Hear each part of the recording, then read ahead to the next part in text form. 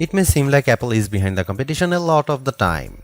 The company appeared to be slow to developments like widgets, bezel-less displays with camera notches and screens with high refresh rates.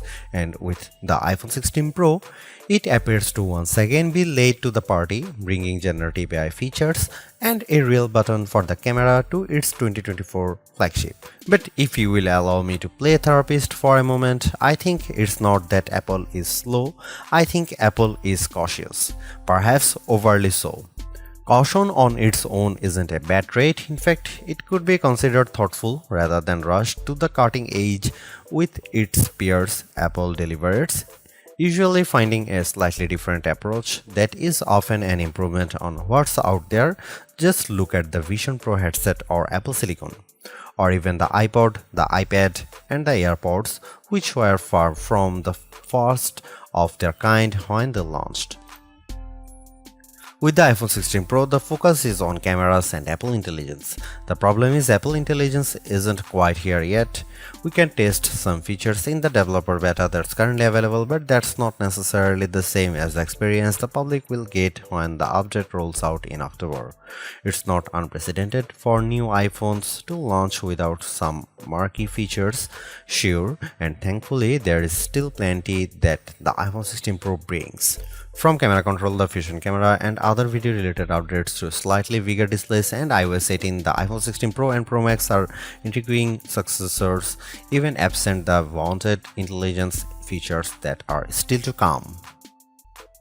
Even if you are not a glutton for buttons, there are still some camera updates that might intrigue you. This year's flagships sport what Apple calls a 48 megapixel Fusion camera, which has a faster quad pixel sensor. This enables what the company describes as zero shutter lag, which is wording it has used repeatedly over the years. In this case, it's referring to how quickly the camera will capture a shot after you press the shutter button. I will admit I was initially confused by this update, in part because it requires relearning some behaviors I had adopted to mitigate the shortfalls of older cameras. Basically, the iPhone 16 Pro's cameras are now so fast that when I asked someone to throw something so I could capture it in motion to see how still the images were, my shots ended up being of the person holding the object.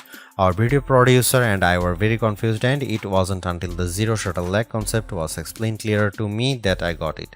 I had become used to pressing the shutter early, since cameras, in my experience, would be fractions of a second slow. Apple has become so fast that it actually captured the literal moment I tapped the button instead of the split second after, when the object was in mid-air. Depending on your mood, the new photographic styles can be fun or serious. Apple's tweaked the built-in camera filters to not only offer more options but give you greater control. Due to how the company has refined its processing each year, there is also an improved depth map captured when it detects a face in the scene. This, combined with a greater focus on color science around skin tone, has led to what might be my favorite new iPhone 16 feature. Whether I shot them in portrait mode or not, photos of people what I took using the iPhone 16 Pro were a dream to edit. Simply switching between the standard, natural, luminous, quiet, or ethereal styles already resulted in improvements to be colors and shadows, but I could also tap on each thumbnail to access the new editing touchpad and drag a dot around. This let me more precisely tweak the hues and contrast levels, and an additional slider will let me adjust how warm the image was.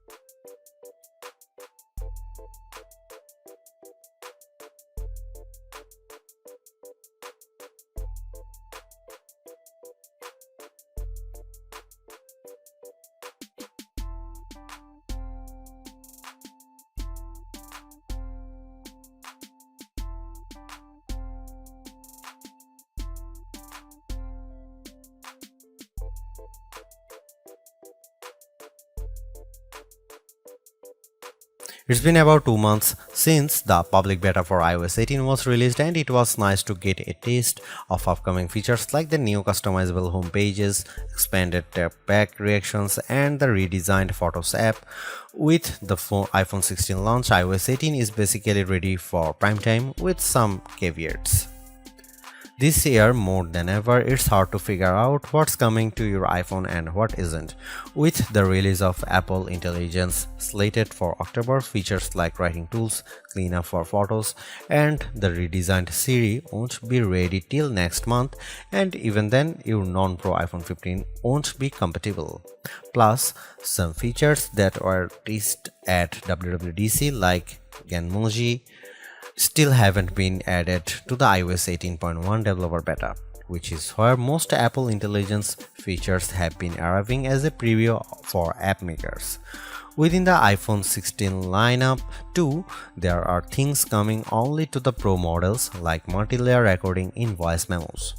It's confusing and can make choosing your iPhone a trickier decision, but for this review at least, the iPhone 16 Pro and Pro Max are getting everything. I cannot wait to try out multi-track recording in voice memos, and I hope Apple sees this yearning as a sign that it should bring this to more devices. It was nice to get time with iOS 18 even in the absence of Apple Intelligence. Honestly, I'm not even sure I'd like those features that much.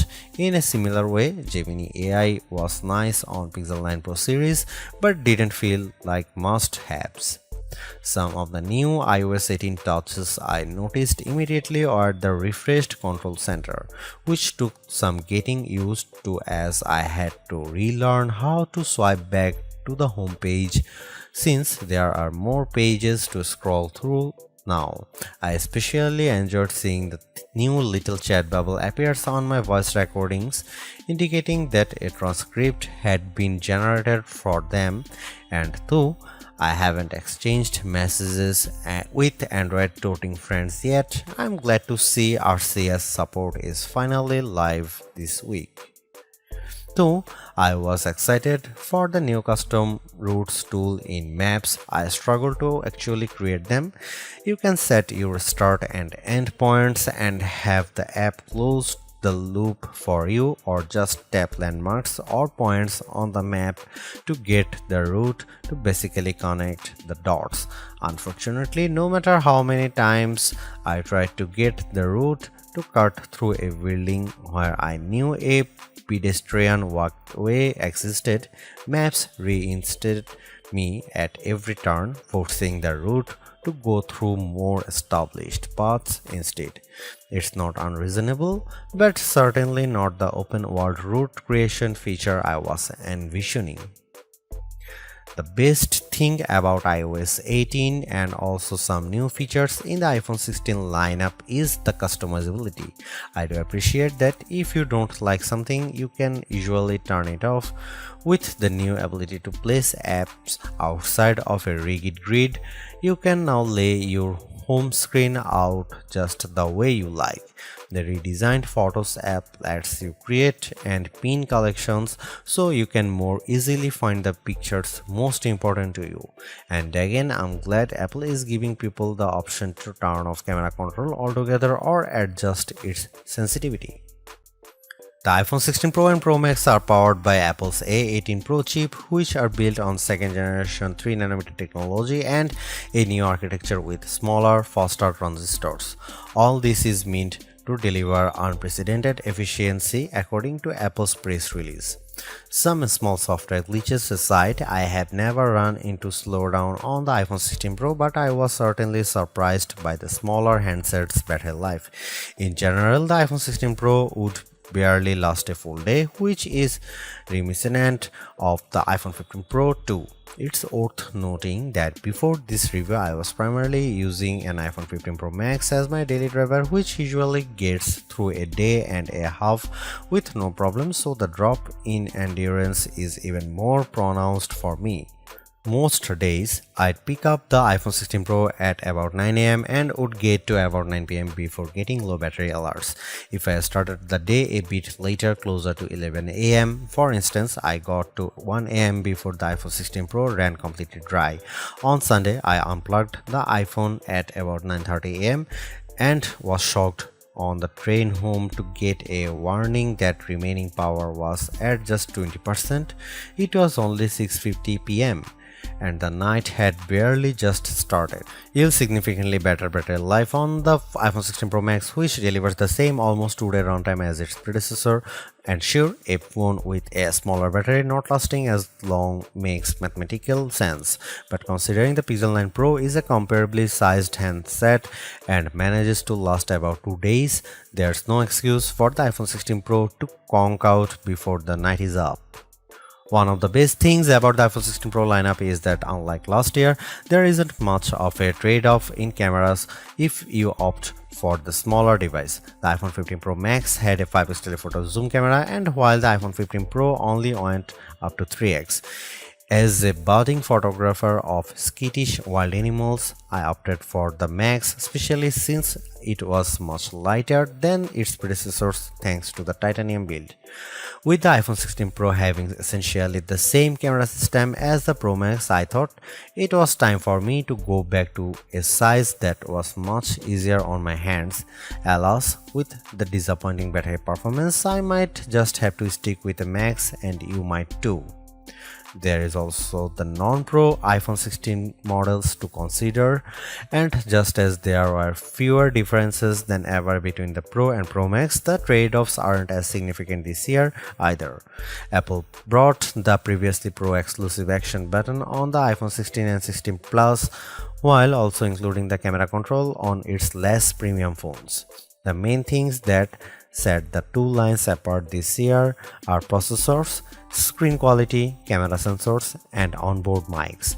You will lose support for Pro RAW photos and multi-layer recording by opting for the cheaper devices too.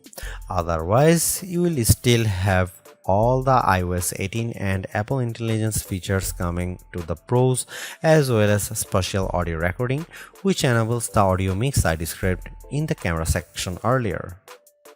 Apple's caution is sometimes warranted, especially at a time when mistrust of AI-generated content runs rampant. The company taking its time to get Apple Intelligence right is understandable, but its deliberation doesn't always lead to winners. While I appreciate the attempt to differentiate camera control with the touch sensor for more versatility, I am not yet convinced on its usefulness. The good news is, and I cannot stress this enough, you have the option to tune it to your liking, and that's the theme I'm seeing in recent Apple features that hint at more thoughtfulness than usual. If you don't like something, or if something isn't right for your needs, you can adjust or disable it. In iOS 18, you have greater control over your home screen's app layout and can pin custom collections for easier reach. In the Photos app, the action button introduced last year could have been a spectacular fail had Apple not let you still keep it as a mute switch, but it managed to give people more functionality while maintaining the status quo for those who are just as resistant to change. Change is scary, change is hard, but without change there is no progress. Apple's cautious approach is a tricky balancing act that's evident on the iPhone 16 Pro. Some new features like audio mix and custom routes in Maps delivers mixed results, otherwise like photography styles are hits. Then there are the basic ingredients like good battery life and durable, attractive designs that Apple cannot neglect. The iPhone 16 Pro's subpar battery life holds it back from beating the competition, which is stiffer than ever this year, especially from Google. Luckily for Apple, most people who have iPhones are going to stick with iPhones. It's just easier. For those already sucked into the ecosystem, the iPhone 16 Pro are worth the upgrade from a model that's at least 2 years old. If you already have an iPhone 15 Pro, for the sake of our planet and your wallet, you might prefer to hold off on upgrading, especially since this year's devices aren't that much different.